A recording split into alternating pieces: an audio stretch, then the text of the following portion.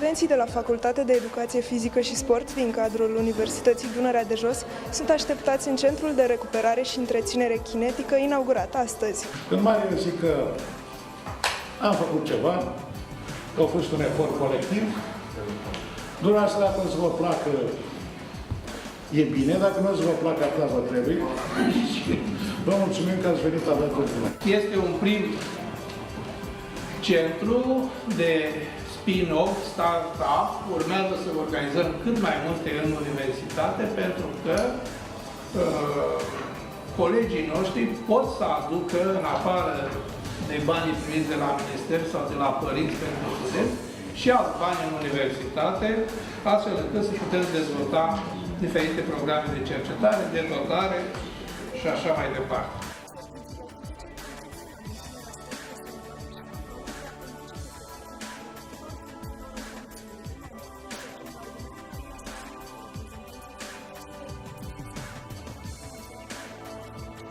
Centrul inaugurat astăzi are două destinații, două direcții. Una din direcții este aceea de practica studenților din Facultatea de Educație Fizică, specializarea kinetoterapie, iar cealaltă latură este pentru recuperarea kinetică a pacienților cu deficiențe sau cu probleme de postură și cea de întreținere.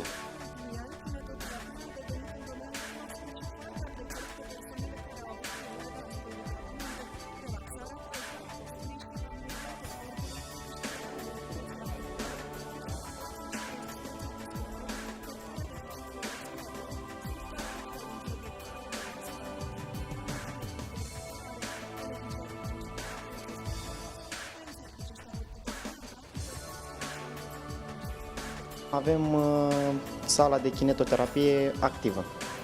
Acolo avem aparatură specială cu care lucrăm, învățăm pacienții cum să lucreze, în funcție de fiecare afecțiune și fiecare boală care o întâlnim, facem recomandările și programele necesare. Acest centru de kinetoterapie este binevenit pe piață, în primul rând pentru că nu mai există așa ceva la noi în Galați și pentru că